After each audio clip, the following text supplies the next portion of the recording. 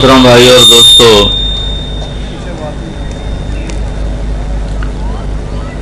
اس دنیا میں بھیجنے والا اللہ ہے، خود نہیں آئے، اور واپس لے جانے والا بھی اللہ ہے، کوئی جانے کا ارادہ کرے یا نہ کرے۔ بھیجنے والے نے بھیجا ہے اور وہی واپس بلائے گا۔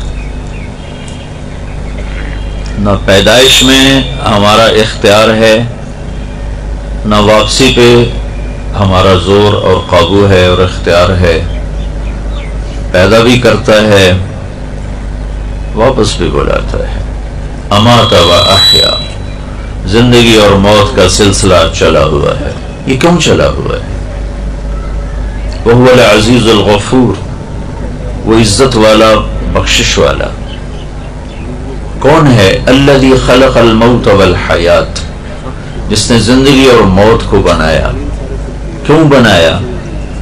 لیبلوہم ایہم احسن عملا، وہ یہ دیکھنا چاہتا ہے کہ ان بندوں میں، ان مرد عورتوں میں اپنے عمل کو خوبصورت کون بناتا ہے، اور کون اللہ کو راضی کرتا ہے، اور کون ہے جو اس مٹ جانے والے گھر، اس مچھر کے پر، اس دھوکے کے گھر، اس مکڑی کے جالے پر ضمیر کے، ایمان کے، عزتوں کے سودے کر کے چند گھڑی کے، چند لمحوں کی لذتوں پہ اپنے آپ کو بیچ کر مالک کو ناراض کرتا ہے۔ اللہ یہ دیکھنا چاہتا ہے۔ فَيَنظُرَ كَيْفَ تَعْمَلُونَ، ہم دیکھیں گے تم کیا کرتے ہو۔ الف لام میم، احسب الناس ان یترکوا ان یقولوا آمنا وهم لا یفتنون، یہ خیال دلوں سے نکال دو کہ کلمہ پڑھنے کے بعد تمہارا رب تمہیں آزمائے گا نہیں، آزمائے جاؤ گے۔ وَلَتُبْلَوُنَّ فِي أَمْوَالِكُمْ وَأَنفُسِكُمْ، آئے گی جان مال پر اللہ تعالی حالات لائے گا اور پرکھے گا کہ کون سچا۔ فَلَيَعْلَمَنَّ اللَّهُ الَّذِينَ صَدَقُوا وَلَيَعْلَمَنَّ الْكَاذِبِينَ، ہم پرکھیں گے کہ کھرا کون نکلا، سچا کون نکلا، اور ہم دیکھیں گے کہ غلط راہوں پہ کون چلا، ایمان کے سودے کس نے کیے، ضمیر کو کس نے تھپک کے سلایا، اور اس مٹ جانے والے گھر پر کون ریچھ کے اپنی آخرت کو قربان کر کے مرا۔ کہا ہم یہ دیکھیں گے۔ اس کو نہ کوئی دھوکہ دے سکتا ہے، نہ اس کی آنکھوں سے کوئی چھپ سکتا ہے۔ لا یعزب عن ربک من مثقال ذرہ، ایک ذرہ تو چھپ نہیں سکتا۔ لا یشغلہ سمع عن سمع، ساری دنیا کا بولنا اسے غافل نہیں کرتا کہ میں کیا بولا اور وہ کیا بولا۔ وہ سب کی سننے پر قادر، سب کو دیکھنے پر قادر، سب پر نظر رکھنے پر قادر۔ اب میں نے ادھر دیکھا تو وہ نظر نہیں آ رہے، اور انہیں دیکھا تو اب یہ نظر نہیں آ رہے، آگے دیکھتا ہوں تو پیچھے تو ویسے ہی نظر نہیں آتا، اوپر دیکھتا ہوں تو نیچے نظر نہیں آتا، آگے دیکھتا ہوں تو پیچھے نظر نہیں آتا، پیچھے دیکھتا ہوں تو آگے نظر نہیں آتا۔ لیکن میرا رب اپنی نظر کے بارے میں فرماتا ہے لا يعزب عن ربك من مثقال ذرہ، ایک ذرے کے برابر کوئی چیز تمہارے رب کی نظروں سے چھپی ہوئی نہیں ہے۔ وہ يعلم ما يلج في الارض وما يخرج منها وما ينزل من السماء وما يعرج فيها وهو معكم اينما كنتم والله بما تعملون بصير، زمین کے اندر ہو یا اوپر ہو، آسمان کے نیچے ہو یا اوپر ہو، وہ آہستہ ہو، زور سے ہو، رات کے اندھیرے میں ہو، دن کے اجالے میں ہو، ہر چیز پر، جاندار ہو، بے جان ہو، متحرک ہو، جامد ہو، ساکت ہو، تہ خاک ہو یا خاک کے اوپر ہو، آسمان کے نیچے ہو یا اوپر ہو، کالے پانیوں کے نیچے ہو یا اوپر ہو، مشرق میں ہو یا مغرب میں ہو، شمال میں ہو یا جنوب میں ہو، آسمانوں پر ہو یا زمین پر ہو، ماضی ہو یا حال میں ہو یا آنے والے زمانوں میں ہو، میرا اور آپ کا رب کہتا ہے کہ کوئی چیز تیرے رب کی نظروں سے چھپی ہوئی نہیں ہے۔ لا تحسبن اللہ غافلا عما يعمل الظالمون، مجھے غافل نہ سمجھو۔ سواء منکم من اسر القول ومن جہر بہ، زور سے بولو جیسے میں بول رہا ہوں، تیرا رب سنتا ہے، دل کی دھڑکنوں میں بولو تو تیرا رب سنتا ہے۔ ومن هو مستخف باللیل، رات کے اندھیرے میں چلو پھرو سجدہ کرو یا شراب پیو کا تیرا رب دیکھتا ہے. رات کا اندھیرا ہو دن کا اجالا ہو، مستخفم باللیل وسارب بالنہار، یا دن کے اجالے میں ہو رات کا اندھیرا دن کا اجالا اس کے لیے برابر ہے. انسان جنات اس کے لیے برابر ہیں، مشرق مغرب والا اس کی نظر میں برابر ہے. اپنے دیکھنے کی ایک مثال دیتا ہے، یرا دبیب النملۃ السوداء علی الصخرۃ السماء فی اللیلۃ الظلماء. رات کا اندھیرا، پھر پہاڑ کا کالا پن اندھیرا، پھر چٹان کالی کالا پن اندھیرا، پھر اس پر پتھر کالا، پھر یہ اندھیرا، پھر چونٹی کالی، پھر اس کا اندھیرا، پھر اس کی حقیر ٹانگیں، پھر ان کا اندھیرا. تو آپ کا رب سمجھانے کے لیے ہمیں بتاتا ہے کہ میرے بندو تم تو 5-6 فٹ کے ہو، تم کہاں مجھ سے چھپ سکتے ہو؟ ارب ہا ارب چونٹیاں ہیں رات کے اندھیرے میں، رات کی سیاہی میں، کالے پہاڑ پر، کالی چٹان پر، کالے پتھر پر کالی چونٹی جو جا رہی ہے. تو میرا یہ دعویٰ نہیں کہ میں چونٹی دیکھ رہا ہوں، تیرے رب کا دعویٰ یہ ہے کہ اس چونٹی کی حقیر ٹانگوں سے اس چٹان اور اس پتھر کے اوپر جو لکیر پڑ رہی ہے تیرا رب وہ بھی دیکھ رہا. تو فاسٹ والوں کو نہیں دیکھے گا، رات کے ناچنے والے اور رات کے رونے والے کو نہیں دیکھے گا، رات کے ڈاکو اور رات کے تہجد گزار کو نہیں دیکھے گا، گھنگور کی چھنک اور آنسوں کی چھلک کو نہیں دیکھے گا. آنکھوں کے سامنے ہے. لا تحسبن اللہ غافلا عما يعمل الظالمون. یہ نہ سمجھو کہ میں غافل ہوں، یہ نہ سمجھو کہ میں سو گیا ہوں. لا تأخذه سنة، اونگتا بھی نہیں، ولا نوم، سوتا بھی نہیں. لا تحسبن اللہ غافلا ما كان ربك نسیا، بھولتا نہیں. لا يضل ربی، فیصلے غلط نہیں. ولا ينسى، بھول بھٹک کوئی نہیں. ما مسنا من لغوب، تھکن تھکاوٹ کوئی نہیں ہے. ساری کائنات اس کی مٹھی میں ہے. الارض جميعا قبضته يوم القيامة والسماوات مطويات بيمينه سبحانه وتعالى عما يشركون. ساری کائنات بحر بر پر اس کی اکیلے کی حکومت ہے، نہ اس کا کوئی شریک ہے، نہ کوئی وزیر ہے، نہ کوئی مشیر ہے، نہ کوئی نگہبان ہے، نہ کوئی پہرے دار ہے. نہ اس کے لیے کوئی جگہ کی ضرورت ہے، نہ مکان کی ضرورت ہے، نہ کھانے کی ضرورت ہے، نہ پینے کی ضرورت ہے. لا يحويه مکان ولا يشتمل علیہ الزمان. لا زمان بھی ہے، لا مکان بھی ہے. سونے سے پاک ہے، کھانے سے پاک ہے، بیوی بچوں سے پاک ہے. متخذ صاحبۃ ولا ولدا، نہ اس کی کوئی بیوی ہے، نہ اس کو کوئی بچہ ہے، نہ اس کو کوئی مشیر ہے، نہ اس کا کوئی وزیر ہے. وہ وزارت وزیر سے پاک ہے، مشیر سے پاک ہے، تھکن سونے اونگ سے پاک ہے. ہم سب پر اس کی نظر ہے. ہمیں میدان دے دیا ہے، یہ سیدھا راستہ ہے، یہ غلط راستہ ہے، یہ اللہ تک پہنچاتا ہے، یہ شیطان تک پہنچاتا ہے. ان راہوں کے پرے جنت ہے، ان راہوں کے پرے جہنم ہے. ان راہوں کے آخر میں رب کی رضا ہے، ان راہوں کے آخر میں رب کی ناراضگی ہے. تمہیں اختیار ہے. فمن شاء فلیؤمن ومن شاء فلیکفر. یہ میری راہیں ہیں، ان پہ چلو. اور یہ سیدھا ہے، یہ غلط ہے، اب تمہاری مرضی ہے، ادھر چلو یا ادھر چلو. دیکھنے والا اللہ نہ سویا ہے نہ غافل ہے. یہ تو ایک انتظام ہے کہ ادھر فرشتے بٹھا دیے. ان علیکم لحافظین کراما کاتبین یعلمون ما تفعلون. اللہ کو فرشتوں کی ضرورت نہیں ہے، ایک نظام بنایا چلا ہے. ادھر ایک بٹھایا وہ اچھائی لکھتا ہے، ادھر ایک بٹھایا وہ برائی لکھتا ہے. جب اللہ تعالیٰ کی بارگاہ میں حاضر ہوں گا تو میرا رب میری فائل سے کھولے گا، کہے گا اقرا کتابک کفی بنفسک اليوم علیک حسیبا.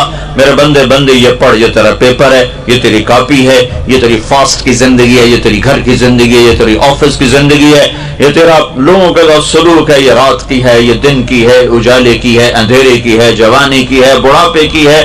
دیکھ ان میں سے کوئی غلط تو نہیں لکھا ہوا، کوئی زیادتی تو نہیں ہوئی. پاکستان پولیس کی طرح غلط FIR تو نہیں کٹ گئی. پاکستان کے عوام کی طرح کہ جرم ایک کرتا ہے 10 کو 20 میں ڈالتا. پولیس کو برا کہتے ہیں. پہلے برائی تو عوام سے شروع ہو رہی ہے کہ جرم ایک کرتا ہے اینو وچ پا لو، اینو وچ رکھ لو، اینو وچ رکھ لو، اے دوتے بھی پا دو. یہ جس معاشرے میں ظلم پھیل چکا ہو اس معاشرے کا زندہ رہنا بھی ایک معجزہ ہے. حضرت علی کا فرمان ہے نظام کفر کے ساتھ چلتا ہے، ظلم کے ساتھ نہیں چلتا۔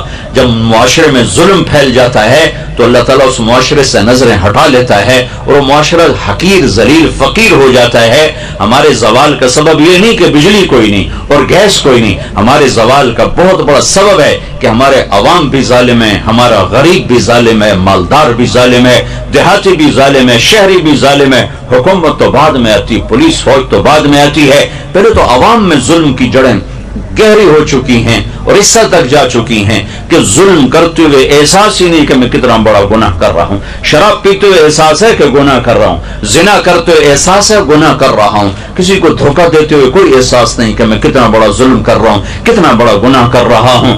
تین چیزیں ایسی ہیں جو معاشرے کو زیرو کر دیتی ہیں، تباہ کر دیتی ہیں، صفحہ ہستی سے مٹا دیتی ہیں، اور وہ تینوں میرے دیس میں موجود ہیں۔ میں حکمرانوں کو رونا کیا روں اور میں محکموں کا رونا کیا روں، میرا تو ریڑھی والا بھی اس کا شکار ہے۔ ایک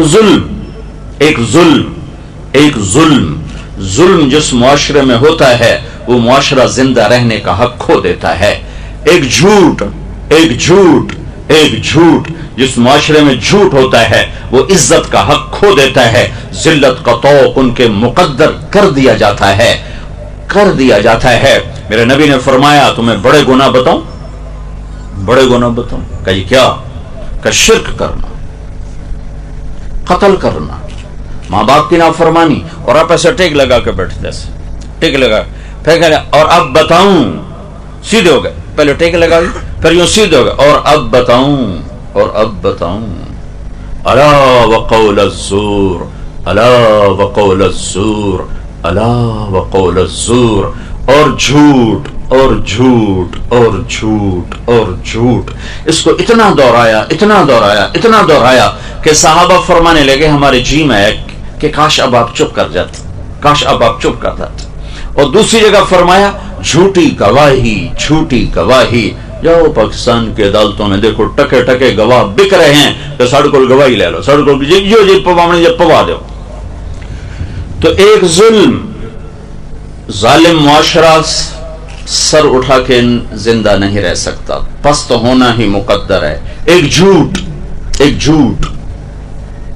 ایسی لعنت ہے، میرے نبی کا فرمان ہے الصدق ینجی والکذب یہلک، جھوٹ ہلاک کرتا ہے، سچ نجات دیتا ہے۔ ہمارے چھوٹے چھوٹے بچے جھوٹ بولتے، ماں جھوٹ بولتی، باپ جھوٹ بولتا ہے، بھائی جھوٹ بولتے ہیں۔ سیاستدانوں کا جھوٹ تو بہت بعد میں آتا ہے، ریڑھی والا جھوٹ بولتا، سیل مین جھوٹ بولتا۔ 1 کروڑ پاکستانی اکٹھے کروں تو ایک بھی سچا نہیں ملے گا مجھے۔ تیسری چیز دھوکہ، خیانت، بددیانتی۔ ایک ہی گناہ کے کئی نام ہیں، دھوکہ، فراڈ، بددیانتی، خیانت۔ جس معاشرے میں خیانت، دھوکہ، فراڈ، بددیانتی داخل ہو جائے اس قوم کے لیے زوال ایسا ہی یقینی ہو جاتا ہے جیسے شام کو سورج کا ڈوبنا یقینی ہوتا ہے۔ جیسے سورج کو واپس نہیں لا سکتا، اس معاشرے کو ذلت سے واپس کوئی نہیں لا سکتا۔ جتنے مرضی عالی شان حکمران بٹھا دیے جائیں، اگر یہ 3 کام موجود ہیں، لوگ ظالم ہوں، لوگ جھوٹے ہوں، لوگ بددیانت، دھوکے باز، فراڈی ہوں، تو دنیا کی کوئی طاقت انہیں عزت کے سیڑھیوں پر نہیں چڑھا سکتی۔ ان کے لیے ذلت کی گہرائیاں مقدر ہو گئیں۔ ضربت علیہم الذلۃ والمسکنہ، ذلت اور مسکنت لباس بنا دیا جاتا ہے۔ اللہ کے نبی سے پوچھا گیا یا رسول اللہ، مسلمان آپ کا امتی کنجوس ہو سکتا ہے؟ کہاں ہو سکتا؟ آپ کا امتی مسلمان بزدل ہو سکتا ہے؟ کہاں ہو سکتا ہے؟ یا رسول اللہ، مسلمان آپ کا امتی جھوٹ بول سکتا ہے؟ کہا نہیں، جھوٹ نہیں بول سکتا۔ آپ نے فرمایا میرا امتی ہر عیب کر سکتا ہے، 2 کام نہیں کرے گا، اگر میرا ہے تو 2 نہیں کرے گا، ایک جھوٹ نہیں بولے گا، ایک دھوکہ نہیں دے گا۔ اگر وہ جھوٹ اور دھوکے والا ہے تو میری امت سے خارج ہو گیا ہے۔ نماز چھوڑنے سے نہیں کہا میری امت سے خارج ہو گیا، روزہ چھوڑنے پر نہیں کہا میری امت سے خارج ہو گیا، زکوٰۃ چھوڑنے پر نہیں فرمایا میری امت سے خارج ہو گیا، شراب پینے پر نہیں فرمایا میری امت سے خارج ہو گیا، زنا کرنے پر نہیں فرمایا میری امت سے خارج ہو گیا، حج چھوڑنے پر نہیں فرمایا میری امت سے خارج ہو گیا، جھوٹ اور دھوکے پر فرمایا میری امت سے خارج ہو گیا۔ من غش فلیس منا، جس نے کسی کو دھوکہ دیا میری امت میں سے نہیں ہے۔ جھوٹ بولنے والا، دھوکہ دینے والا وہ میری امت سے نکل گیا ہے۔ تو پیچھے واقعی کیا رہے گا؟ 16 کروڑ میں 16 آدمی ڈھونڈنا مشکل ہو رہا ہے۔ جس معاشرے میں ظلم چلتا ہے، جس معاشرے میں جھوٹ چلتا ہے، جس معاشرے میں خیانت چلتی ہے، دھوکہ، فراڈ، فریب چلتا ہے، اس معاشرے کے لیے ذلیل ہونا طے کر دیا جاتا ہے۔ تم ایٹمی طاقت بن کے دیکھ نہیں لیا کتنی عزت پائی، ایٹم بم بنا کے کتنی عزت پائی، مزید ذلتیں بڑھ گئیں، مزید پستیاں بڑھ گئیں۔ کسی کی سازش نہیں ہے، یہ امریکہ کی سازش ہے، یہ برطانیہ کی سازش ہے، یہ فرانس کی سازش ہے۔ ہاں، یہی عادت ہے زوال شدہ قوموں کی کہ وہ اپنے عیب اوروں پہ تھوپتے ہیں، اپنی کمزوریاں اوروں پہ تھوپتے ہیں۔ پیٹ میں درد ہو تو یہ بھی امریکہ کی سازش۔ اپنے اندر عیب ڈھونڈو، اپنی کمیاں ڈھونڈو، اپنے من میں ڈوب کر پا جا سراغ زندگی۔ تجھے کیوں فکر ہے اے گل دلے صد چاک بلبل کی، تو اپنے پیرہن کے چاک تو پہلے رفو کر لے۔ قوموں کا زوال اندر سے آتا ہے، باہر سے نہیں آتا۔ تو ادھر ادھر کی نہ بات کر، یہ بتا کہ قافلہ کیوں لٹا، مجھے راہزنوں سے گلہ نہیں، تیری راہبری کا سوال ہے۔ قوموں پہ زوال اور نہیں لاتے۔ امریکہ والے اتنے فارغ نہیں ہیں، یورپ والے اتنے فارغ نہیں ہیں، آسٹریلیا، افریقہ والے اتنے فارغ نہیں ہیں کہ تمہارے زوال کو سوچیں۔ زوال اندر سے آتا ہے، باہر سے نہیں آتا۔ بیماری اندر سے اٹھتی ہے، باہر سے نہیں آتی، اور اسباب اندر پیدا ہوتے ہیں، باہر نہیں پیدا ہوتے۔ جیسے جسم کی بیماری کے اسباب اندر پیدا ہوتے ہیں، قوموں کے زوال کے اسباب بھی اندر ہی پیدا ہوتے ہیں۔ قوموں کا سفینہ اسی وقت ڈوبتا ہے جب خود ان کے ہاتھوں میں برمے ہوں اور اپنے کشتی میں چھید کر رہے ہوں، اس وقت سفینے ڈوبتے ہیں۔ جو اپنے بادبانوں کو تیر مار رہے ہوں، اس وقت سفینے ڈوبتے ہیں۔ جب اپنی کشتی کے جب وہ تختے اکھیڑتے ہیں، اس وقت سفینے ڈوبتے ہیں۔ جب قوموں میں ظلم آ جاتا ہے، خیانت آ جاتی ہے، جھوٹ آ جاتا ہے۔ ریڑھی والے کو کون جھوٹ بلوا رہا ہے؟ کس کی سازش سے یہ جھوٹ بول رہا ہے؟ کس کی سازش سے نوجوان ماں باپ کی نافرمانی کر رہا ہے؟ کس نے سازش کی ہے کہ ماں کی ذرا سی ڈانٹ پر بیٹا اچھل کے وہ جاتا ہے؟ کس نے یہ سازش کی ہے باپ کی تھوڑی سی آنکھیں دکھانے پر بیٹا گریبان پکڑنے کو آ جاتا ہے؟ میں نے اپنے کانوں سے سنا، ایک بچی ماں کو کہہ رہی تھی بھوک نہیں، بھوک نہیں، اور اس کی ماں کے بڑے بڑے آنسو ایسے گر رہے تھے۔ یہ کس کی سازش ہے؟ سچائی نکل گئی، جھوٹ نے ڈیرے ڈال لیے، انصاف نکل گیا، ظلم کی گھٹائیں چھا گئیں، دیانت رخصت ہو گئی، بددیانتی تجارت بن گئی، فراڈ تجارت بن گئی، دھوکہ تجارت کے نام پر دھوکہ۔ یہ کس کی سازش سے ہوا ہے؟ میرے اپنے کردار کی خوشی سے ہوا ہے، میرے اپنے پاؤں پہ کلہاڑی مارنے سے ہوا ہے۔ پھر اور بہت سے اسباب ساتھ جمع ہو جاتے ہیں، لیکن کسی قوم کی ہلاکت کے 3 بڑے سبب ہیں۔ ایک ظلم، جھوٹ، خیانت۔ ان پر جنید بغدادی بٹھا دو صدر پاکستان، اور شیخ عبد القادر جیلانی بٹھا دو وزیر اعظم، نہیں نکال سکتے زوال سے۔ زوال سے اسی وقت نکلیں گے جب توبہ کریں گے، جب ان غلاستوں سے نکلیں گے، جب ان اعمال سے نکلیں گے۔ جب ہلاکو خان نے بغداد کو فتح کیا تھا اور 15 لاکھ انسان تہ کر دیے تھے، تو مستعصم باللہ رات کا تہجد گزار تھا، دن کا روزے دار تھا، مسلسل روزے رکھنے والا، مسلسل رات کو جاگنے والا۔ حکمران کی نیکی کام نہیں آتی جب عوام میں نافرمانی ناسور کی طرح پھیل جائے اور کینسر کی طرح پھیل جائے۔ بھائیو، ہمارے پاؤں پہ کلہاڑی اپنے ہاتھوں سے لگی ہے۔ السلام علیکم دوستو، ایسے اسلامک بیان سننے کے لیے ویڈیو کو لائک اور چینل کو سبسکرائب ضرور کریں۔ جزاک اللہ۔